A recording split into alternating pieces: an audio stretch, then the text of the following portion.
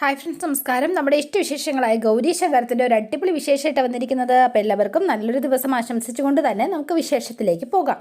അപ്പോൾ തുടങ്ങുമ്പോൾ തന്നെ കാണുന്നത് നമ്മുടെ ധ്രുവനും അതുപോലെ തന്നെ ഗ്യാങ്ങും സംസാരിക്കുകയാണ്. എനിക്ക് ശരിക്കും ഇപ്പോൾ തോന്നുന്നത് എന്താണെന്നറിയുമോ, നാളെ വരെ വെയിറ്റ് ചെയ്യേണ്ട ഒരു കാര്യമില്ല, ഇപ്പം ഈ രാത്രി തന്നെ പോയി ആരതിയെ പൊക്കിക്കൊണ്ട് വന്നാലോ എന്നാ. അപ്പോൾ ഇവൻ ഇത് പറഞ്ഞങ്ങനെ അട്ടഹസിച്ച് ചിരിക്കുകയാണ്. അപ്പോൾ അഫ്സലും ഷാനും നിൽപ്പുണ്ട് കേട്ടോ. ഈ സമയത്താണ് നമ്മുടെ ആരതി അതിലെ പാസ് ചെയ്ത് പോണത്. മച്ചന്മാരെ, ഇന്ന് നമ്മൾ ഫുൾ നൈറ്റ് ചിൽ പാർട്ടി കേട്ടോ, നമ്മൾ ഒന്നിനും കുറയ്ക്കണില്ല, മനസ്സിലാവുന്നുണ്ടോ? ഇത് റോഡിലൂടെ ഇങ്ങനെ നടന്നു പോവാണ്. അപ്പം നടന്നു പോകുന്ന സമയത്ത് പെട്ടെന്ന് ലക്ഷ്യമായിട്ട് വന്നിട്ട് ഒരു വണ്ടി ഇങ്ങനെ ഇടിച്ച് തെറിപ്പിക്കുന്നതായിട്ടാണ് കാണുന്നത് കേട്ടോ. അപ്പോൾ ആരതി എന്ന് വിളിച്ചുകൊണ്ട് നന്ദിനിയമ്മ ചാടി എഴുന്നേറ്റു. അപ്പം എന്താ നന്ദിനി, എന്താ പറ്റിയത് എന്ന് ചോദിച്ചു. ക്ഷമേട്ടാ, നമ്മുടെ ആരതിക്ക് എന്തോ അപകടം പറ്റി, എനിക്ക് ഉറപ്പാണ്. അവളിങ്ങനെ എന്താ പറയുക, വഴിയിലൂടെ ഇങ്ങനെ നടന്നു പോകുമ്പോൾ ഒരു വാഹനം വന്ന് ഇടിച്ച് തെറിപ്പിച്ചു, എന്നിട്ടത് നിർത്താതെ പോവുകയും ചെയ്തു. അവളിങ്ങനെ ചോരയെ കുളിച്ച് കിടക്കുന്നതാണ് ഞാൻ കണ്ടത്. ക്ഷമേട്ടാ, ആരതിക്ക് എന്തോ അപകടം പറ്റി ക്ഷമേട്ടാ, ഉറപ്പായിട്ട് ആരതിക്ക് അപകടം പറ്റി എന്ന് പറഞ്ഞു. എൻ്റെ മോള് അവൾക്ക് അപകടം പറ്റിയ കാര്യം ആരും അറിഞ്ഞിട്ടില്ല. നന്ദിനി, താൻ എന്തായി പറയണത്? താൻ ദുസ്വപ്നം കണ്ടതായിരിക്കും. അയ്യോ, ഞാൻ കണ്ടതാ ക്ഷമേട്ട. നമ്മുടെ ആരതിക്ക് ഒരു കുഴപ്പമില്ല, അവൾ റൂമിൽ സ്വസ്ഥമായിട്ട് കിടന്നുറങ്ങുന്നുണ്ട്. ഞാനൊന്ന് മോളെ പോയി നോക്കിയിട്ട് വരാം. എന്തിനാ വെറുതെ അവളെ ബുദ്ധിമുട്ടിക്കുന്നത്? നാളെ നോക്കിയാൽ പോരെ? ഞാൻ അവളെ ഉണർത്തില്ല, എൻ്റെ ഒരു സമാധാനത്തിന് വേണ്ടിയിട്ട് മാത്രം. പ്ലീസ് ശ്യാമേട്ടാ, ഞാൻ പെട്ടെന്ന് നോക്കിയിട്ട് ഓടി വരാം എന്ന് പറഞ്ഞു. എന്നാൽ ശരി, താൻ പോയിട്ട് വാ എന്ന് പറഞ്ഞ് നന്ദിനി അമ്മേനെ പറഞ്ഞു വിട്ടു. അപ്പോൾ ശ്യാം സാർ ഇങ്ങനെ നിൽക്കുകയാണ്. അപ്പോൾ എന്താ പറ്റി അങ്ങനെ ദുസ്വപ്നം കാണാൻ എന്നറിയില്ല. അപ്പോൾ ഇങ്ങനെ ശ്യാം സാർ നോക്കുമ്പോഴത്തേനുമാണ് ഈ ടേബിളിൽ ഒരു ലെറ്റർ ഇരിക്കുന്നത് കാണുന്നത്. അപ്പോൾ ശ്യാം സാർ പതുക്കെ എഴുന്നേറ്റ് വന്ന് ഈ ലെറ്റർ എടുത്ത് നോക്കി. ഇതെന്താ ഈ സമയത്ത് ഇങ്ങനെ ലെറ്റർ വെക്കാനായിട്ട് ആരാ വഴിയില്ലല്ലോ. അപ്പോൾ അതിനകത്ത് എഴുതിയിരിക്കുക, അച്ഛനും അമ്മയും എന്നോട് ക്ഷമിക്കണം എന്നാണ്. ഞാൻ ഈ വീട് വിട്ട് പോവുക. ഇതല്ലാതെ ധ്രുവനിൽ നിന്ന് രക്ഷപ്പെടാനായിട്ട് എൻ്റെ മുന്നിൽ വേറെ വഴിയൊന്നുമില്ല. അവനെപ്പോലെ ഒരാളുടെ ഭാര്യയായിട്ട് ജീവിക്കാനായിട്ട് എനിക്ക് കഴിയില്ല. അച്ഛനും അമ്മയും ബുദ്ധിമുട്ടിക്കാൻ ഞാൻ ആഗ്രഹിക്കുന്നില്ല. അതുകൊണ്ടാണ് ഞാനിത് ചെയ്യുന്നത്. എന്നെ അന്വേഷിക്കേണ്ട ആരതി എന്ന് പറഞ്ഞുകൊണ്ട് ഒരു ലെറ്റർ എഴുതി വച്ചിരിക്കുകയാണ്. അപ്പം ശ്യാം സാർ ആകെ തകർന്നു പോയിട്ടോ. അപ്പം നന്ദിനി അമ്മ നേരെ റൂമിൽ പോയിട്ട് തിരിച്ചു വരികയാണ്.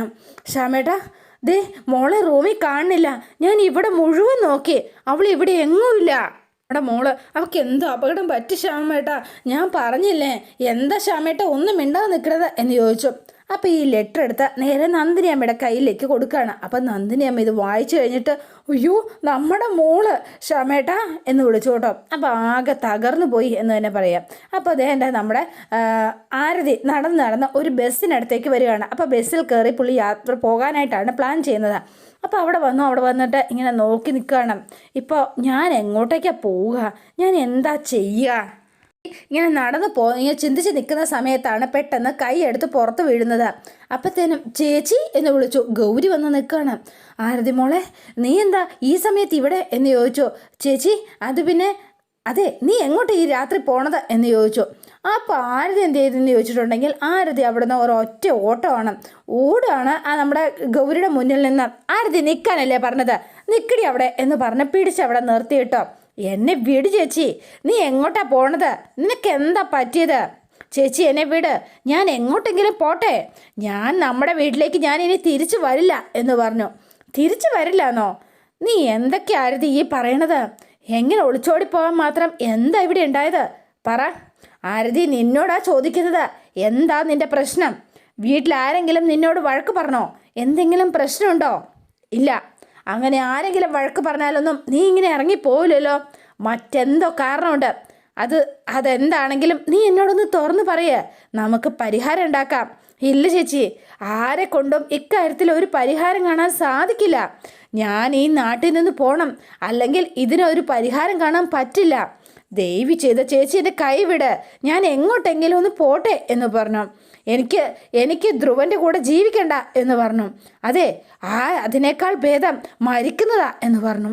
അപ്പോഴത്തേനും ഗൗരി ആകെ ഷോക്കായിപ്പോയി. ആരതി, നിൽക്കാനല്ലേ നീ പറഞ്ഞത്? നീ എന്ത് ഭ്രാന്തായി പറയണത്?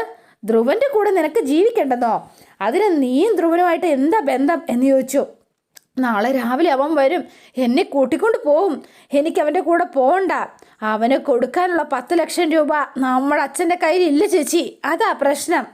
10 ലക്ഷം രൂപയോ എന്ന് ചോദിച്ചു. ഗൗരി ഷോക്കായിപ്പോയി. അച്ഛൻ എന്തിനാ 10 ലക്ഷം രൂപ ധ്രുവന് കൊടുക്കുന്നത്? ആരതി, നീ എന്താ മറുപടി പറയാത്തത്? ചോദിക്കുന്ന കേട്ടില്ലേ? ഇത്രയും പണം ധ്രുവന് നൽകേണ്ട കാര്യം എന്താ? നിന്നോടാ ഞാൻ ചോദിക്കുന്നത്. ചേച്ചി, അത് പിന്നെ നീനൊക്കെ ഒരു പേടിയും വേണ്ട മോളെ. എന്ത് കാര്യമാണെങ്കിലും നീ ധൈര്യമായിട്ട് എന്നോട് തുറന്നു പറ. ഞാൻ നിൻ്റെ ഒപ്പം തന്നെ നിൽക്കാം. നീ അത് ആദ്യം മനസ്സിലാക്ക്. ശങ്കർ എന്നെ തട്ടിക്കൊണ്ടു പോയ കാര്യം നീ എന്തിനാ എന്നോട് ചോദിച്ചത്? അന്ന് ഫോണിൽ എന്നോട് ചോദിച്ചിരുന്നില്ലേ? പെട്ടെന്ന് നീ എന്താ അങ്ങനെ ചോദിച്ചത് എന്ന് ചോദിച്ചു. വെറുതെ നീ അങ്ങനെ ആ കാര്യം ചോദിക്കില്ല, അതെനിക്ക് നന്നായി അറിയാം.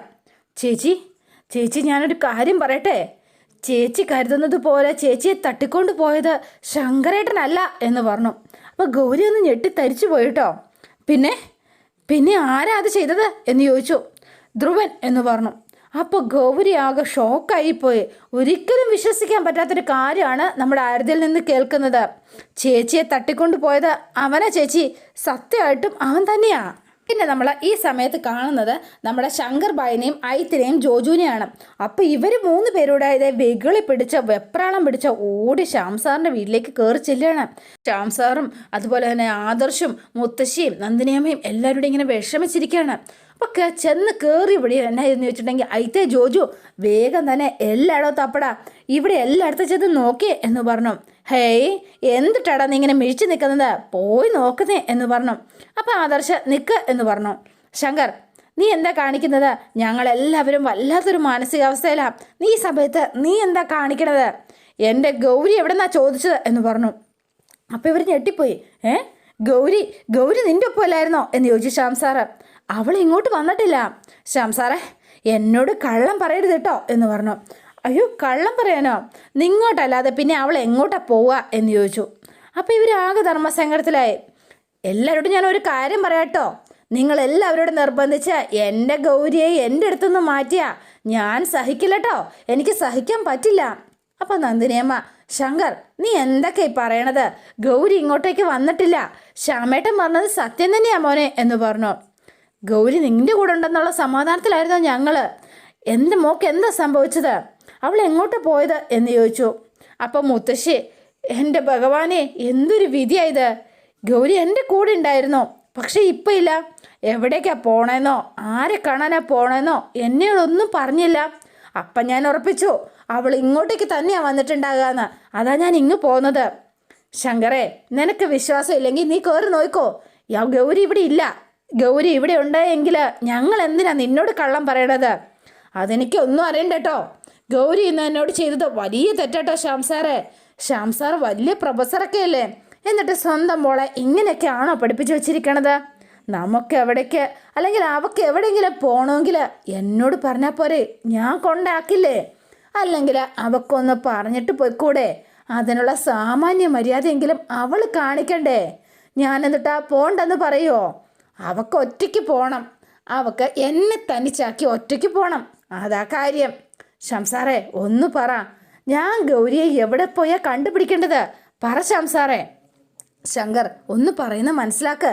ഗൗരി എവിടെയാണെന്ന് ഞങ്ങൾക്കറിയാമെങ്കിൽ പിന്നെ ഞങ്ങളത് പറയില്ലേ എന്ന് ആദർശൻ ചോദിച്ചു. ഞങ്ങളാകെ വല്ലാത്തൊരു മാനസികാവസ്ഥയിലാണ് ശങ്കർ. എന്തിനാ ദൈവം നമ്മളെ ഇങ്ങനെ ശിക്ഷിക്കുന്നത് എന്ന് ചോദിച്ചു നന്ദിനിയമ്മ. എൻ്റെ ശ്രീകണ്ഠേശ്വര, എൻ്റെ മക്കള്, എൻ്റെ 2 കുഞ്ഞുങ്ങളെയും ഒരേ ദിവസം തന്നെ കാണാതായല്ലോ എന്ന് പറഞ്ഞു മുത്തശ്ശി. അപ്പോഴാണ് വേഗം തന്നെ ശങ്കറിൻ്റെ ശ്രദ്ധയിൽപ്പെട്ടത്. മുത്തശ്ശി എന്തിട്ടാ പറഞ്ഞത്? 2 കുട്ടികൾ എന്ന് പറഞ്ഞാൽ അപ്പോൾ നമ്മുടെ പെങ്ങളൂട്ടിയോ ആരതിയോ? അപ്പോൾ നമ്മുടെ പെങ്ങളൂട്ടിയും വീട് വിട്ട് പോയോ എന്ന് ചോദിച്ചു. അപ്പം ഞെട്ടിപ്പോയി കേട്ടോ. ഇതെന്താ സംഭവിക്കുന്നത് എന്നൊന്നും മനസ്സിലായില്ല നമ്മുടെ ശങ്കറിന്. പാവം, എന്താ പറയുക, ഇങ്ങനെ നിൽക്കുകയാണ്. പിന്നെ നമ്മൾ കാണുന്നത് ചായക്കടയുടെ അടുത്തേക്ക് കൊണ്ടുപോയി ആരതിനെ ഒരു ചായയൊക്കെ വാങ്ങിച്ച് ഗൗരി ഇങ്ങനെ കൊടുക്കുകയാണ്.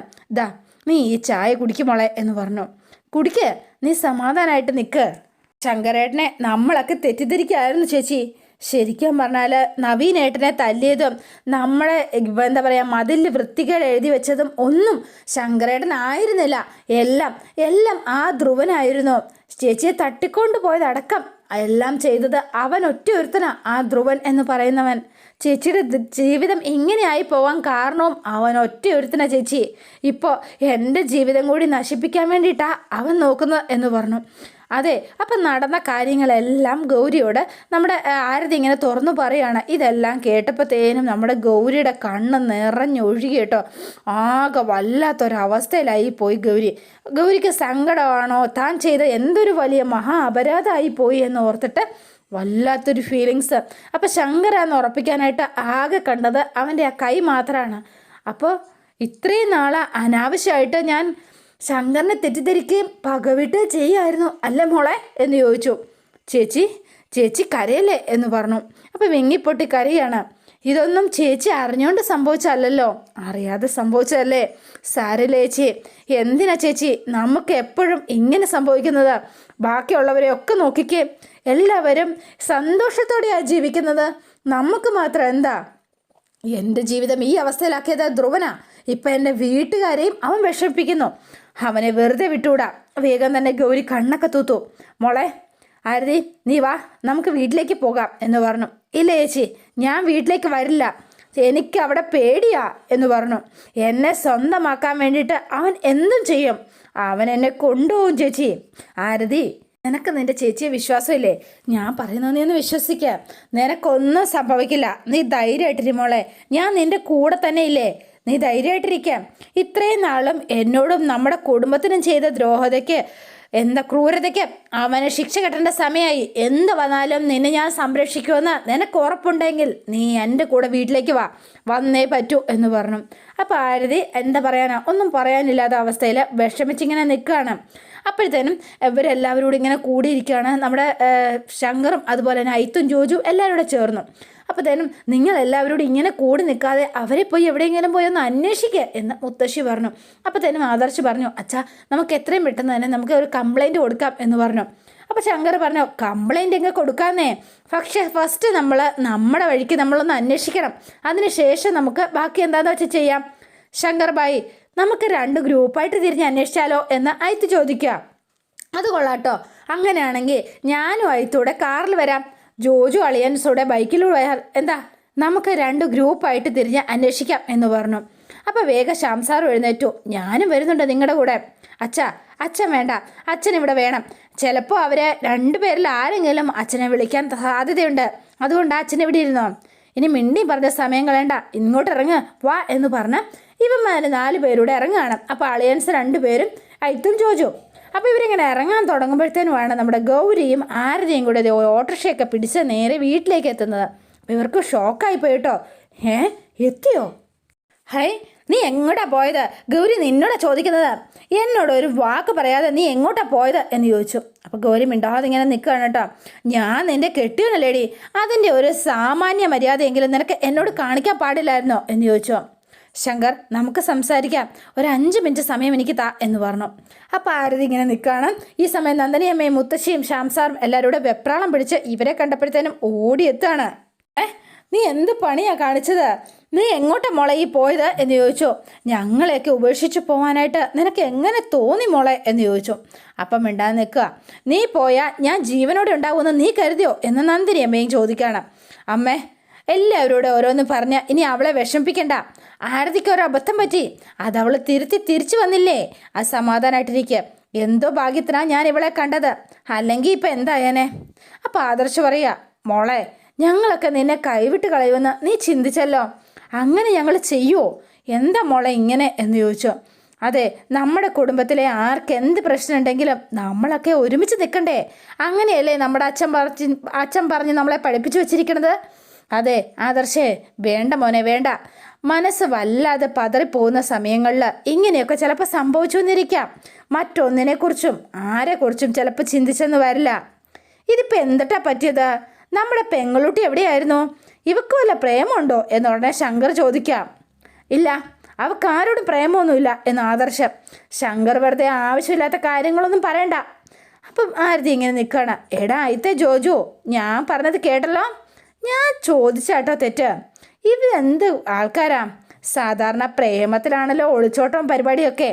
നമ്മുടെ പെങ്ങളൂട്ടിക്ക് പ്രേമമൊന്നുമില്ല എന്ന് അളിയൻസ് പറഞ്ഞ സ്ഥിതിക്ക് ഒരു കാര്യം ഞാൻ ചോദിച്ചോട്ടെ, പിന്നെ എന്തിനാ പെങ്ങളൂട്ടി വീട് വിട്ടു പോയത്? അതൊന്ന് പറഞ്ഞേ എന്ന് പറഞ്ഞു. ശ്യാം സാറേ, അളിയൻസേ, ഗൗരി പറ, ഞാൻ ചോദിച്ചത് നിങ്ങളാരും കേട്ടില്ല? എന്താ നിങ്ങൾക്ക് ആർക്കും മറുപടി ഇല്ലേ? പെങ്ങളൂട്ടി വീട് വിട്ടു പോകണമെങ്കിൽ എന്തെങ്കിലും ഒരു റീസൺ വേണ്ടേ? എന്താ റീസൺ? അതെന്താന്നാ ഞാൻ ചോദിക്കുന്നത് എന്ന് ചോദിച്ചു ശങ്കർ. അപ്പം ഇവരെല്ലാവരും ഉത്തരവില്ലാതെ മിണ്ടാതെ നിൽക്കുക. ഇനി പെങ്ങൾക്ക് വല്ല ലവ് മാറ്റർ ആണെങ്കിൽ ധൈര്യമായിട്ട് തുറന്നു പറഞ്ഞോ. ഇനി ആരൊക്കെ എതിർത്താലും എന്തൊക്കെ സംഭവിച്ചാലുണ്ടല്ലോ, നിന്റെ ഈ ഏട്ടനില്ലേ, നിന്റെ ഇഷ്ടത്തിനുള്ള കല്യാണം ഞാൻ നടത്തിത്തരും, വാക്കാണ് എന്ന് പറഞ്ഞു. ഈ പ്രേമിക്കുന്നവരെ ഒന്നാക്കണമെന്നുള്ളതേ നമ്മുടെ ശങ്കർ ഭായിയുടെ ഒരു പോളിസിയാണേ എന്ന് പറഞ്ഞു അയിത്ത്. അതിന് വേണ്ടിയിട്ട് ശങ്കർ ഭായി എന്ത് റിസ്ക് വേണേലും എടുക്കുമെന്ന് പറഞ്ഞ് അയിത്തും ജോജുവും കൂടെ സപ്പോർട്ട് നിൽക്കുകയാണ്. മോനെ, നീ വിചാരിക്കുന്നത് പോലെ ഒന്നും അല്ല കാര്യങ്ങൾ. അതെ, ഞാൻ ഇവളെ ഒന്ന് വഴക്ക് പറഞ്ഞു, അതിൻ്റെ സങ്കടത്തിലാണ് ഇവള് വീട് വിട്ടു പോയത് എന്ന് നന്ദിനി അമ്മ പറഞ്ഞു. അപ്പം ഇതല്ലേ കാര്യം? നന്ദിനി അമ്മ ഒരു വഴക്ക് പറഞ്ഞതിനാണോ വീട് വിട്ടു പോയത്? അങ്ങനെയാണെങ്കിൽ നമ്മുടെ അമ്മ എന്തോരം എന്നെ വഴക്ക് പറഞ്ഞു, എന്തോരം ചീത്ത എന്നെ പറയണത്. നീ ഇപ്പം ചെയ്തതുപോലെ ഞാൻ എൻ്റെ വീട് വിട്ടു പോയോ? ഇല്ലല്ലോ. ഇപ്പം പോയത് നമ്മളെ പുറത്താക്കിയതാട്ടോ. ഞാൻ നേരത്തെ പറഞ്ഞതേ പഴയ സ്റ്റോറി ആട്ടോ എന്ന് പറഞ്ഞു. അപ്പോൾ ഇവരിങ്ങനെ മിണ്ടാതെ എല്ലാവരും കേൾക്കുക. നന്ദിനി അമ്മ പറഞ്ഞിട്ടാ ആരതി വീട് വിട്ടു പോയത്, പക്ഷെ ഒരു പ്രശ്നമുണ്ടല്ലോ എന്ന് പറഞ്ഞു. അപ്പോൾ എല്ലാവരും നിൽക്കുക. ഗൗരി എന്തിനാ എന്നോട് പറയാതെ ഇത്രയും ധൃതി പിടിച്ച് ഇങ്ങോട്ടേക്ക് വന്നത്? അപ്പം ഇവിടെ വേറെ എന്തിട്ടോ ഒരു പ്രശ്നം നടക്കണുണ്ടല്ലോ, എന്താ അത് എന്ന് ചോദിച്ചു. മോളെ വാ എന്ന് പറഞ്ഞുകൊണ്ട് അവർ നമ്മുടെ ആരതിയും കൂട്ടിക്കൊണ്ട് അവർ അകത്തേക്ക് കയറിപ്പോവാണ് കേട്ടോ. അപ്പോഴത്തേനും നമ്മുടെ ആദർശം ആ കൂടെ തന്നെ കയറിപ്പോയി. അപ്പോൾ ഗൗരിയും അച്ഛനും അയിത്തും ജോജുവും അതുപോലെ തന്നെ ശങ്കറോട് ഇങ്ങനെ നിൽക്കുകയാണ്.